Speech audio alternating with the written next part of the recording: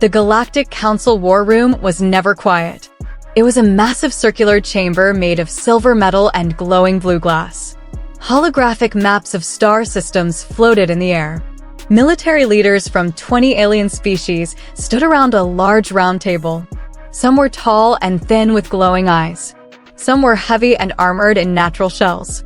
Others had skin that changed color with emotion. But now, no one spoke. Above the center of the room, a giant hologram showed one simple image. 7 human ships. They had just arrived in orbit above the planet Carthos. Carthos had been under alien control for years. It was a strong military world. It had shield towers, orbital cannons, underground bunkers, and millions of trained soldiers. The aliens were ready for a long war. They expected Earth to send its best commanders. They studied human history carefully. They read about human generals. They watched old Earth wars. They prepared for strategy, for speeches, for negotiations. They were ready for politics. But what they saw on the screen made no sense. The 7 human ships were not in battle formation. They were not protecting a flagship. There was no central command vessel, no large carrier ship, no visible fleet admiral. Just 7 identical black ships. Silent. Still. Watching. One alien strategist leaned forward. His long fingers tapped on the table. Scan for command signals, he ordered.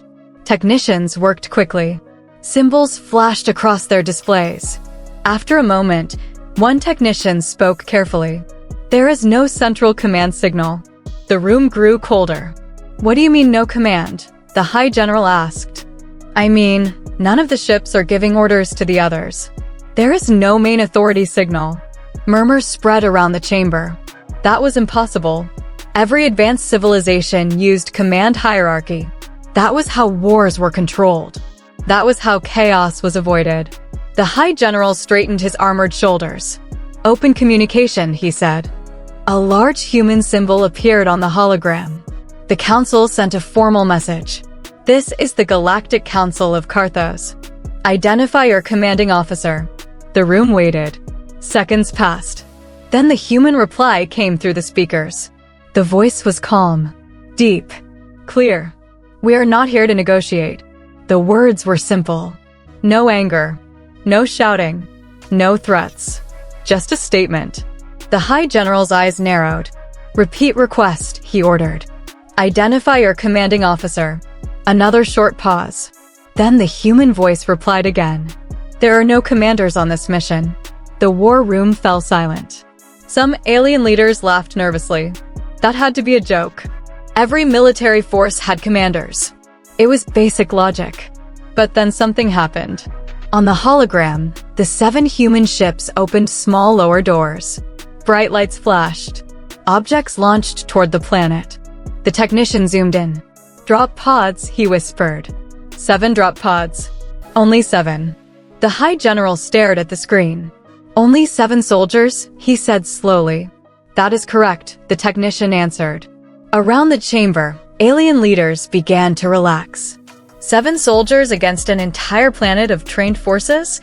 It was foolish. It was suicide. The High General allowed himself a small smile. Prepare capture teams, he said. We will interrogate them. The drop pods entered the atmosphere. Flames burned around them as they fell like shooting stars. On the surface of Carthos, thousands of alien soldiers aimed their weapons at the landing site. Heavy tanks surrounded the area. Gunships circled in the sky. The pods crashed into the ground with violent force, sending dust and smoke into the air. For a moment, nothing moved. The war room watched closely. Then the first pod door opened. A human stepped out. He wore black armor. No bright colors. No medals. No rank symbols. His helmet covered most of his face. Behind him, 6 more pods opened. 6 more humans stepped out. 7 total. They stood in a straight line. Not spread out. Not defensive. Just standing. The alien soldiers aimed hundreds of weapons at them. The High General laughed softly. Arrest them, he ordered. On the surface, alien officers shouted commands. Troops began moving forward. The human in the center slowly looked around. He did not raise his weapon. He did not speak loudly.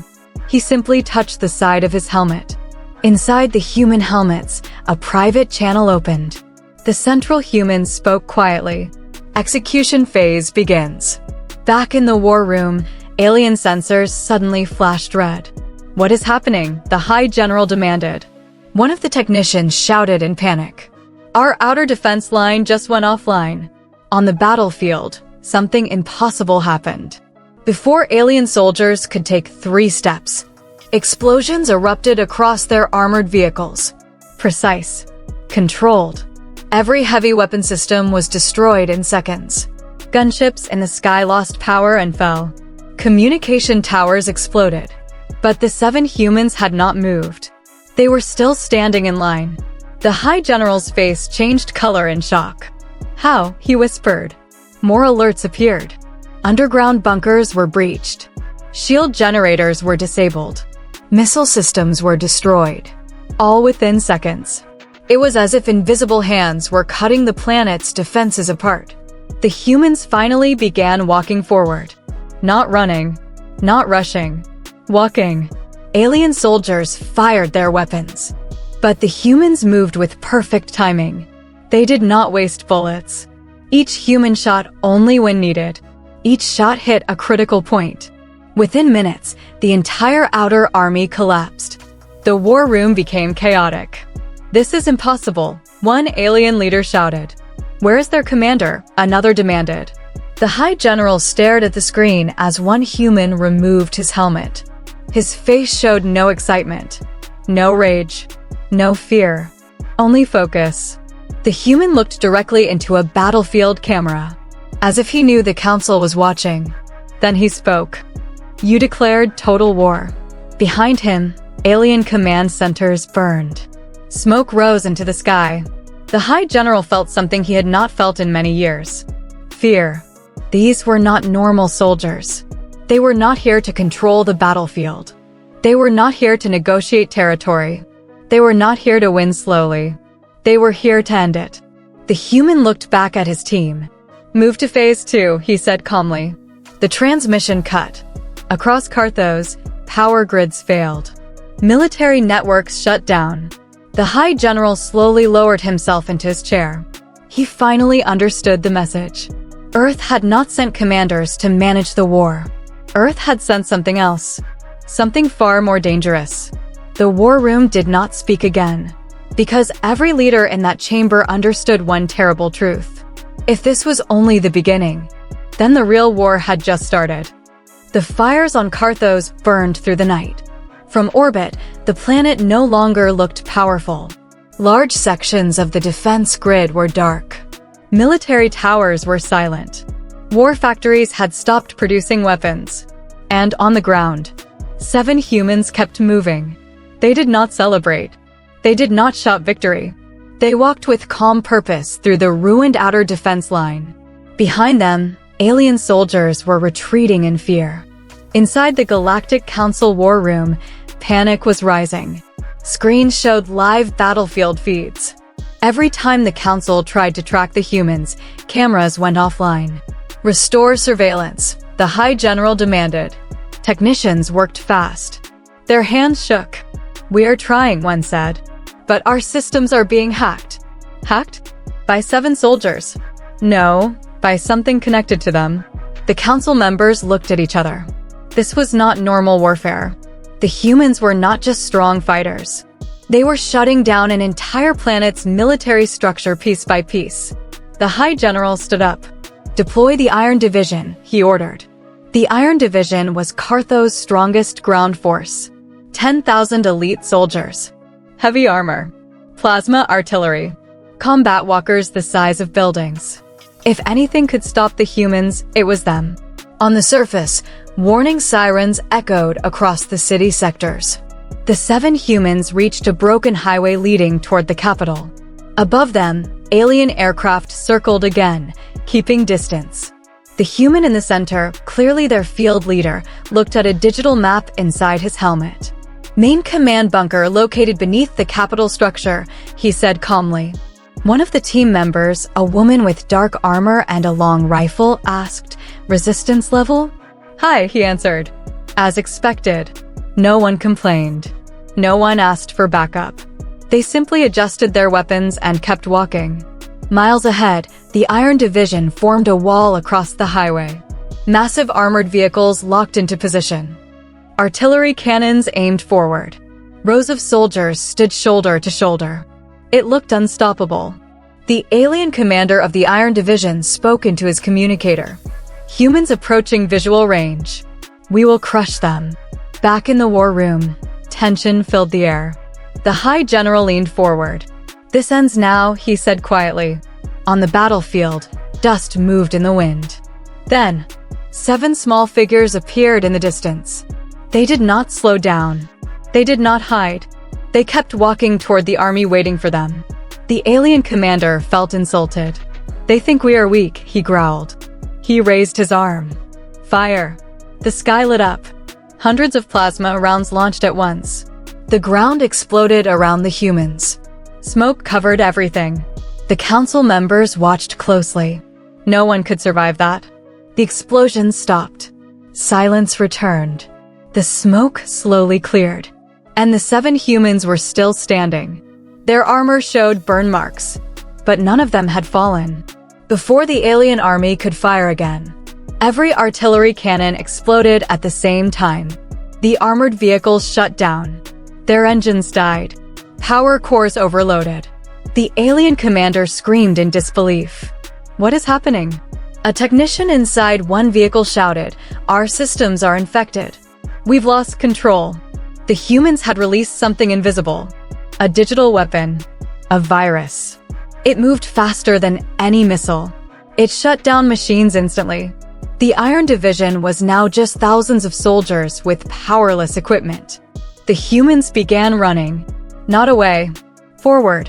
They moved like shadows between the confused alien lines. Short bursts of gunfire echoed. Every human shot was precise. They aimed at weapons. At power packs. At command units. They avoided civilians. They avoided unnecessary damage.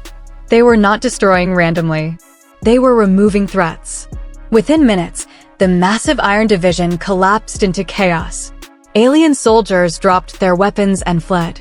The alien commander stared at the human's helmet. "You are not soldiers," he said, breathing hard. The human tilted his head slightly. "We're what comes after soldiers fail." He stepped past the commander and continued toward the capital. Back in the war room, no one spoke. The Iron Division was gone, destroyed in less than 20 minutes. The High General slowly sat down. "These are not normal military units," one council member whispered. "Who are they?" another asked. Far away on Earth, inside a secure underground facility, a small group of officials watched the same battle feeds. Unlike the aliens, they were not surprised. One official spoke quietly. "Team 7 performing within expectations." A younger officer swallowed nervously. "Should we prepare additional teams?" The older official shook his head. "No, 7 is enough." "Sir, what if they fail?" The official looked at the screen as the humans entered the outer capital district. "They don't fail." Back on Karthos, the capital city gates closed. Massive steel barriers rose from the ground. Energy shields activated above the skyline. The alien High General gave a final order. "Seal the inner bunker. Activate planetary shield sequence." Deep underground, the central control room powered up. If activated fully, the shield could destroy everything on the surface, including the humans. But it would save alien leadership. The human leader paused as his helmet displayed new data. "Planetary shield charging," one of his team members reported. "How long?" he asked. 15 minutes. The human leader looked at the glowing city ahead. "Then we finish this in 14. They entered the capital. Alarms screamed across the city. Heavy defense drones activated from rooftops. But the humans were already moving, splitting into pairs, disappearing into side streets. They did not panic. They did not hesitate. They had trained for this. As they vanished into the city's shadows, one clear truth became impossible to ignore. Earth had not sent famous heroes, not decorated generals, not political leaders. They had sent something much more dangerous. People without public names, without glory, without hesitation. And now, the capital of Carthos was about to learn why. The war room went silent once more, because everyone understood. If 7 humans could do this much damage in a single night, what would happen if Earth decided to send more? The capital city of Carthos had never known fear. Its towers were made of black crystal and steel. Energy shields covered the skyline like a glowing dome. Military banners hung from every building. It was a symbol of power. Tonight, it felt hunted. Warning sirens echoed through the streets. Defense drones floated above intersections. Heavy soldiers guarded every main road. But the 7 humans were already inside. They moved through the lower levels of the city, using narrow service tunnels and broken transit paths. Their armor lights were dim. Their footsteps were silent. Inside the alien high command bunker, deep underground, tension filled the air. The High General stood before a large tactical screen. "Report," he demanded. A nervous officer answered, "Human units have entered the outer districts. We cannot track them clearly. They're disrupting our internal systems. Activate internal sensors. They are already disabling them." The High General felt anger rising. How can 7 soldiers shut down an entire city? No one answered. Above them, the planetary shield continued charging. 10 minutes remaining. If activated fully, it would wipe out everything on the surface and reset control. It was a desperate move, but the High General was ready to sacrifice the city if necessary. On the surface, one of the humans placed a small device on a power conduit. Sparks flew. A defense drone above suddenly lost control and crashed into a building. Another human climbed a tower and connected directly into the city's communication grid. "Accessing mainframe," she said calmly. Inside her helmet, streams of alien code moved quickly. "Found shield control location," she continued. "Central bunker. Direct vertical access impossible." The team leader responded, "We go through them." Across the city center, thousands of alien troops formed protective rings around the entrance to the underground bunker. Armored vehicles blocked every street. The humans regrouped in an abandoned transport station. The leader looked at each of them. "No civilians in the path?" he asked. "Confirmed," one replied. "Minimal collateral routes available." He nodded once. "Then we move." They stepped out into open streets. Immediately, alien spotlights locked onto them. Humans detected, a soldier shouted. Gunfire exploded across the city. Plasma bolts hit walls and shattered glass. But the humans did not run in panic. They moved in perfect coordination. One provided cover fire while another advanced. One disabled power nodes. Another redirected drone patrols into alien lines. The alien soldiers were trained, but they were not prepared for this level of precision. Within minutes, the outer defense ring broke. The humans pushed forward toward the bunker entrance.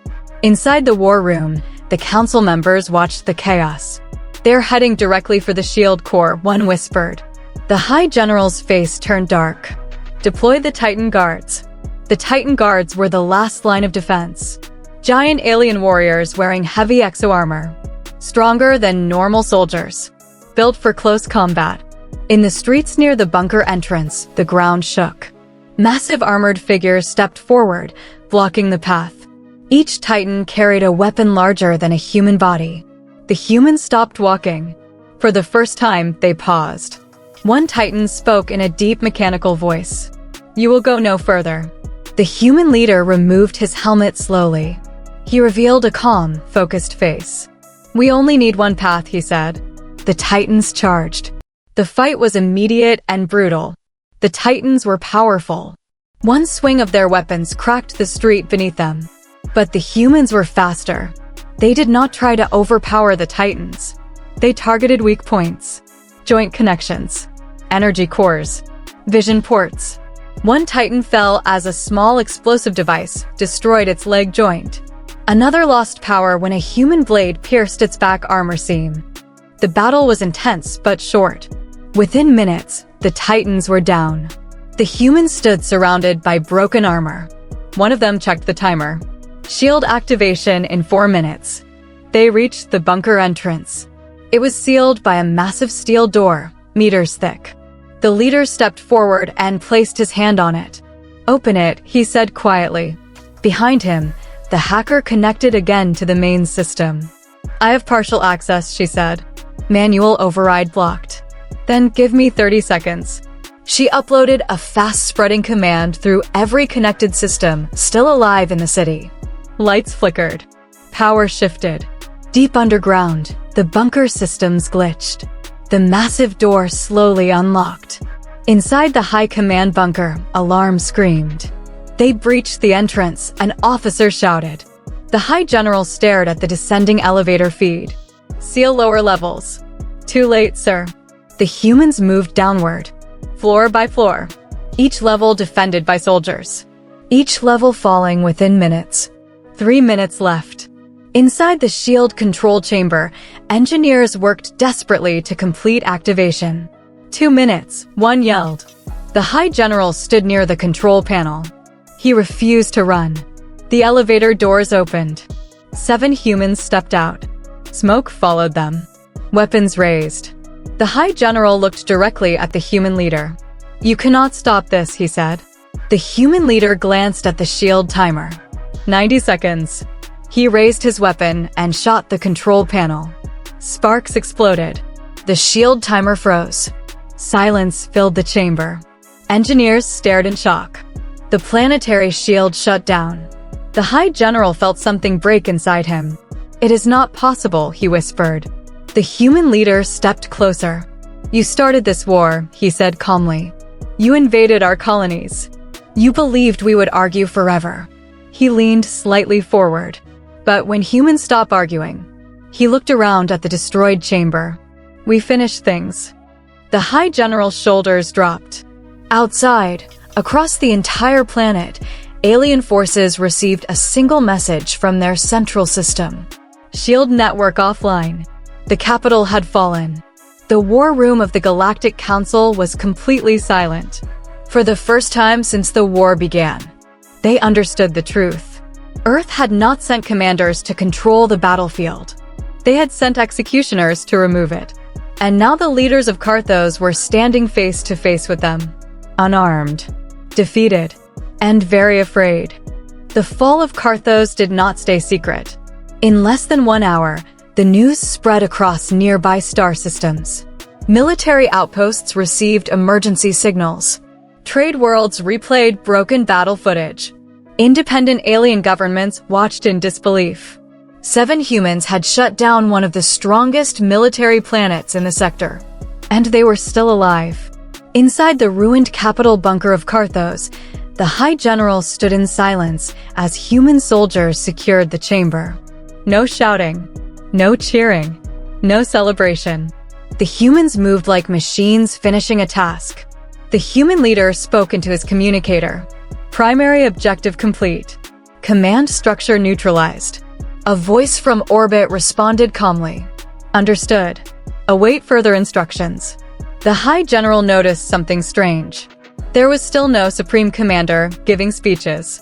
No proud announcement of victory. Just short, clear communication.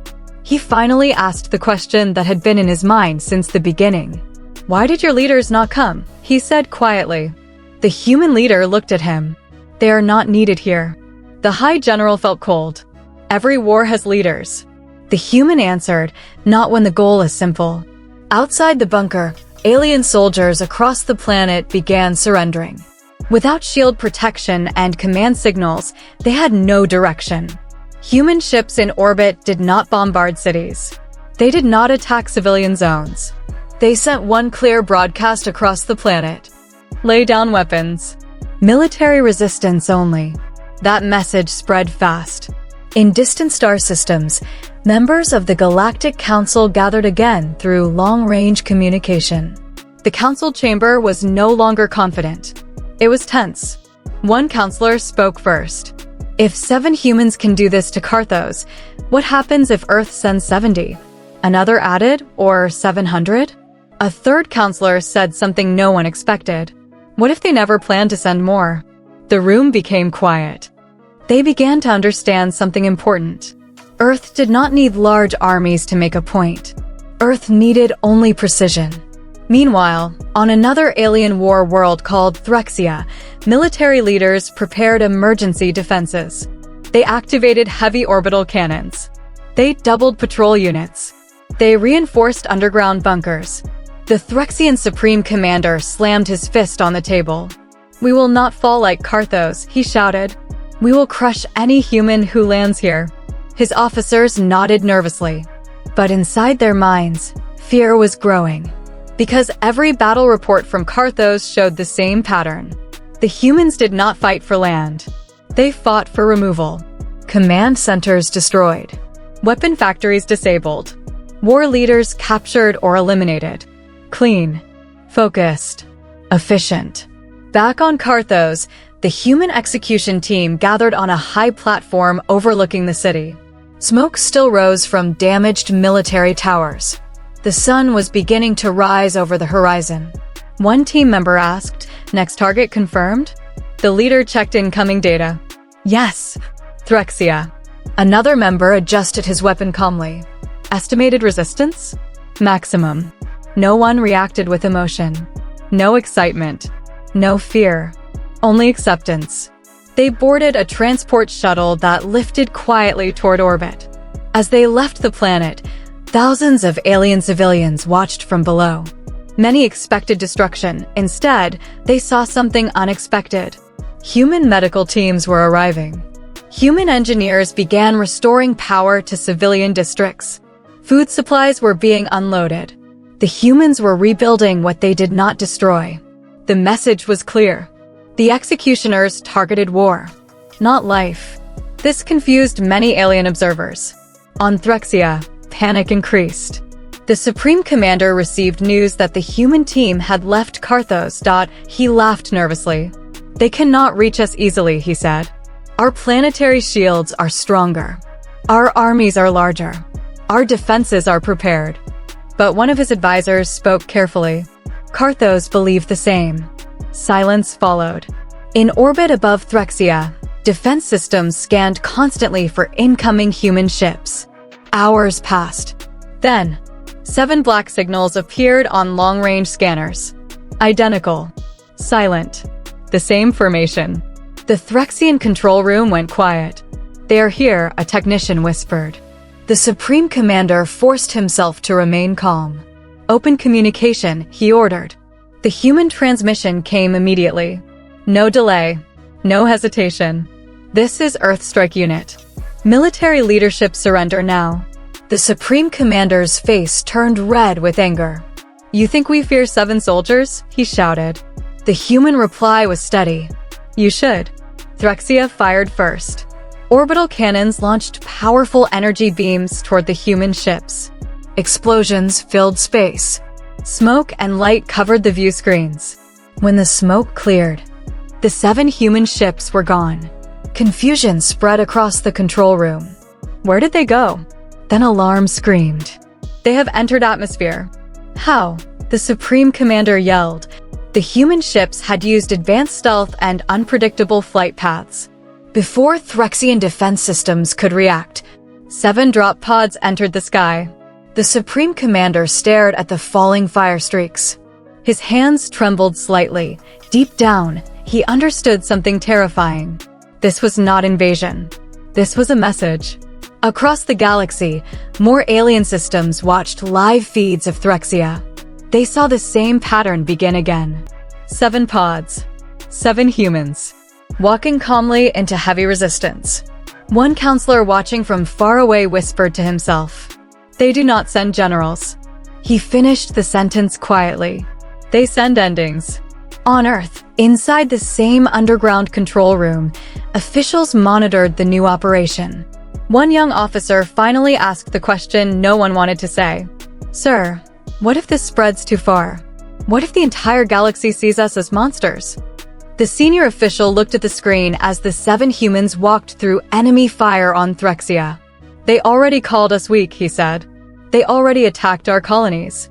He folded his hands behind his back. "We are not showing them monsters." He watched as the first Threxian defense tower exploded with perfect precision. "We are showing them consequences." Far below on Threxia's surface, the execution team advanced toward another capital. And across the stars, fear moved faster than any ship. Because now every war leader in the galaxy understood one simple truth. If you choose total war against Earth, you will not face debates. You will not face warnings. You will face 7 silent figures walking toward you. And they will not stop. Threxia burned brighter than Carthos ever did. But this time, the alien leaders were ready. They had studied every second of footage from Carthos. They knew the pattern. They knew the method. And they prepared something new. As the 7 humans moved through the outer defense lines of Threxia, they noticed a difference. The soldiers were not retreating. They were not panicking. They were falling back in organized waves. The human leader noticed immediately. "They are guiding us," he said. One of his team members scanned the tactical overlay inside her helmet. "They are directing us toward the central district." "That is not where the command bunker should be," another added. The leader slowed his pace. "This is a trap." Across the city, hidden deep beneath the surface, the Threxian Supreme Commander watched them through dozens of live feeds. He did not look afraid now. He looked patient. "Let them come," he said quietly. In the heart of the city stood a massive tower taller than any other structure. Energy pulsed around it. It looked like a command center. It was not. It was a decoy. Under the tower was something far more dangerous. A planetary core destabilizer. If triggered, it would collapse the planet's inner mantle. Threxia would be destroyed. Everything on it would die, including the 7 humans. But the Supreme Commander had accepted that. "If we fall," he told his officers, "we take them with us." The galaxy must see that humans can bleed. Back on the surface, the execution team reached the base of the massive tower. Strange energy readings filled their displays. "This energy signature is wrong," the hacker said. "Too unstable." The leader's voice became serious. "Scan deeper." She connected into the tower's lower systems. Her eyes widened behind her visor. "This is not a command center." "What is it?" She hesitated for 1 second. "It is a planetary kill device." The team went silent. If activated, it destroys the entire planet. One member spoke quietly. "They are willing to sacrifice everything." The leader understood immediately. "They think we only care about victory." Above them, alien forces stopped firing. The battlefield became strangely quiet. Inside the underground chamber, the Supreme Commander placed his hand on the activation panel. He opened a galaxy-wide broadcast. Alien leaders across multiple systems watched live. "So this is humanity," he announced. "They bring destruction wherever they step." He smiled coldly.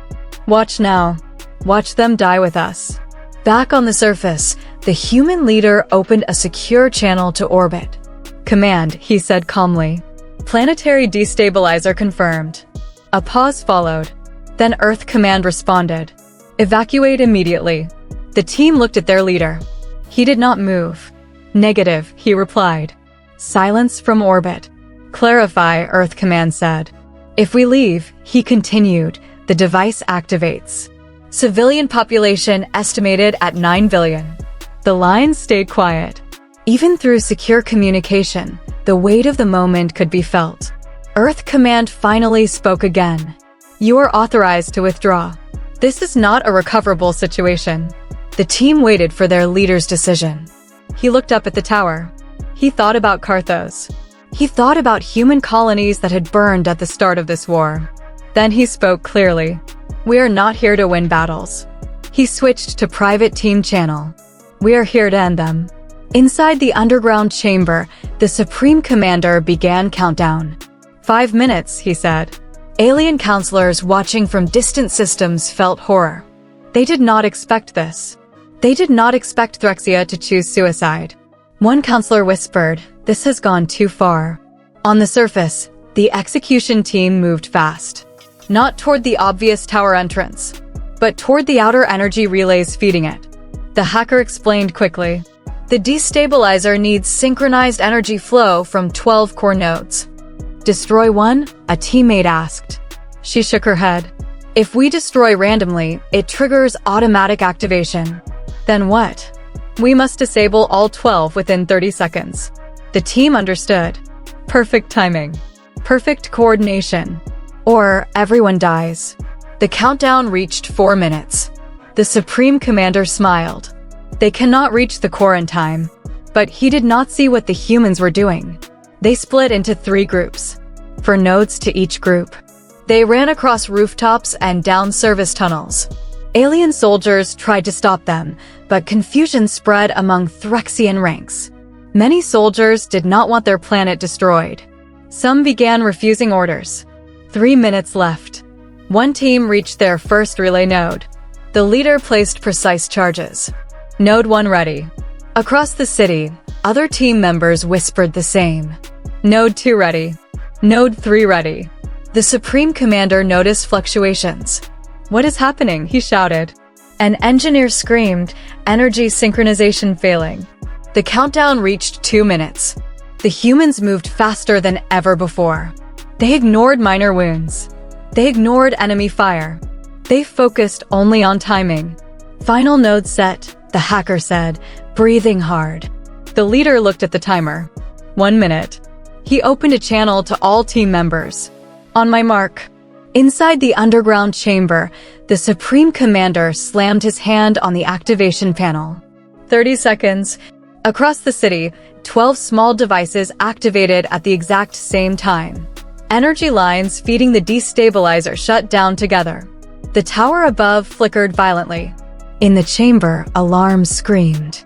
Core link failure, engineers shouted. The destabilizer powered down. The countdown froze. Silence, complete silence. The Supreme Commander stared at the dead panel. His entire plan had failed. Above ground, smoke rose from the 12 disabled relays. The humans regrouped slowly. The leader spoke into open frequency. Device neutralized. Across the galaxy, alien systems received confirmation. Threxia still stood. Earth Command responded after a moment. Extraction available. The leader looked at his team. Some were injured. All were exhausted. But none had fallen. Negative, he replied again. Mission not complete. Deep underground, the Supreme Commander realized something final. The humans had not just stopped his weapon. They had refused to abandon civilians, even alien civilians. They had crossed into hell and stayed. And now, they were coming for him. The Supreme Commander felt something he had never felt before. Not anger, not pride, but fear. Because now he understood fully. Earth did not send executioners to destroy worlds. They sent them to remove the ones willing to destroy them. And he was next. The underground command chamber of Threxia was no longer loud. Moments ago, alarms had screamed. Officers had shouted. Engineers had panicked. Now, there was only silence. The planetary destabilizer was dead. The screens were dark. And the 7 humans were inside the lower bunker levels. Step by step. Closer. The Threxian Supreme Commander stood alone near the central control table. Most of his officers had fled. A few remained frozen in shock. One advisor whispered, "Sir, we can still escape through the lower tunnels." The Supreme Commander did not move. "If I run," he said slowly, "the galaxy will see weakness." He finally understood something painful. This war had already been lost the moment they underestimated humanity. The bunker doors exploded inward. Smoke filled the chamber. Alien guards fired desperately toward the entrance. But the firing stopped within seconds. When the smoke cleared, 7 humans walked inside. Calm, precise, unstoppable. The Supreme Commander felt his legs weaken, but he forced himself to stand tall. "You had permission to leave," he said to the human leader. "You could have saved yourselves." The human leader removed his helmet. His face showed no hatred, only steady focus. "We do not leave civilians to die," he answered. "You are not our species," the commander said bitterly. The human replied quietly, "War leaders are not civilians." The room felt heavy. Across the galaxy, emergency transmissions from Threxia had already spread. Alien systems were watching closely. No one interrupted. No one interfered. The Supreme Commander gave a weak smile. "You call yourselves executioners," he said. "But you spared this world." The human leader stepped closer. "We execute threats," he said. "Not populations." He looked around the chamber at the damaged control systems. "You chose total destruction. You tried to make fear your weapon." The commander's voice broke slightly, and fear worked, didn't it? The human paused. "Yes," he said honestly. "It worked." He stepped even closer. But fear works both ways. Outside the bunker, alien soldiers across Threxia had already begun surrendering. News of the failed planetary weapons spread quickly. Many refused to continue fighting. The execution team secured the chamber without unnecessary violence. The Supreme Commander lowered himself into his seat. "What happens now?" he asked quietly. The human leader spoke clearly. "Now the war ends." He activated an open broadcast channel. His voice spread across Threxia, across nearby systems, across the Galactic Council network. "This is Earth Strike Unit. Military command of Threxia has been neutralized. Further resistance will not be engaged. If you lay down weapons, you will not be harmed." The message was simple. No threats. No celebration. Just finality. Across the stars, alien leaders listened carefully. They replayed battle footage from Carthos, from Threxia, from every engagement. The pattern was clear. Humans targeted only military leadership, only weapon systems, only command structures. They rebuilt what they did not destroy. One senior council member finally said what others were thinking. "They are not conquerors." Another replied quietly, "They are surgeons." On Earth, inside the underground command facility, silence filled the observation room. The senior official watched the live feed from Threxia. "Confirm commander detained," he said calmly. "Confirmed," a technician replied. "And the destabilizer?" "Fully disabled." The younger officer who once questioned Earth's image spoke again. "Sir, do you think they understand now?" The senior official looked at the screen, where human medical teams were already landing on Threxia to assist injured civilians. "Yes," he said. "They understand." Back inside the bunker, the Supreme Commander looked at the human leader one last time. "You could have destroyed us completely," he said. "Yes," the human answered. "Why didn't you?" The leader placed his helmet back on. "Because someone has to live after the war." The commander closed his eyes. For the first time since the conflict began, he felt relief. Outside, alien soldiers dropped their weapons across entire districts. In orbit, the 7 human ships remained silent and still. But now they were not feared as invaders. They were feared as something else. A final consequence. Days later, the Galactic Council requested emergency peace negotiations. This time, Earth did send representatives, diplomats, advisors, political leaders. They arrived without weapons, without armor, without threats. Inside the restored council chamber, an alien delegate finally asked the question directly. Why did Earth not send commanders at the beginning? The human ambassador answered calmly. Commanders manage wars. He paused. We wanted to prevent one. The chamber fell quiet. The message was simple but powerful. If Earth sent generals, the war would continue. There would be strategies, counter-strategies, years of battle. But when Earth sent executioners, wars ended quickly, painfully. Finally, back on Earth, the 7 operatives returned without public welcome. No parades, no medals, no public names. Their mission files were sealed again. The world never saw their faces, because Earth did not use them for glory. Earth used them when every other option failed. Across the galaxy, a new understanding spread. Humans argue loudly among themselves. They debate. They protest. They disagree. But when an outside force threatens their survival, they become united. And when pushed to total war, they do not send symbols of power. They do not send speeches. They do not send threats. They send solutions. And solutions do not negotiate. In a distant alien academy years later, a young cadet asked his instructor about the human war. The instructor answered carefully, "You study their technology. You study their strategy. But most important," he paused, "never make them send the 7 again." Far away, in deep space, 7 black ships waited quietly in hidden orbit. Not active, not hunting, just waiting. Because humanity hopes it will never need them again. But if the galaxy forgets, if someone decides to test Earth once more, there will be no warning, no grand fleet, no famous commander, only 7 silent signals appearing in orbit. And when that happens, the war will already be over.